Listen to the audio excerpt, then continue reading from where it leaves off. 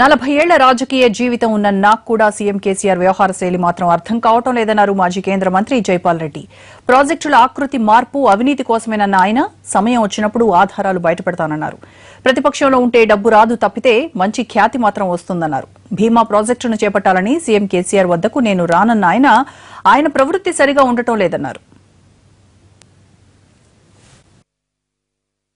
పాలమూరు రంగారెడ్డి తీసుకున్నారు. పాలమూరు రంగారెడ్డి పథకాన్ని ఏమిటి కొత్తగా టీఆర్ఎస్ ప్రభుత్వం సృష్టించింది కాదు, గత కాంగ్రెస్ ప్రభుత్వమే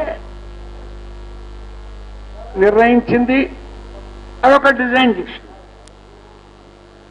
డిజైన్ ఎందుకు మార్చారు? మా జనార్దన్ రెడ్డి గారు చెప్పారు. ఆకృతి మార్చింది అవినీతి కొరకు. ఆ సాక్ష్యాధారాలు ఉన్నాయి, ఆ సందర్భం వేరు. అవినీతికి పాల్పడ్డ ఏ మహానాయకుడు కూడా తులకు తప్పించుకోలేదు.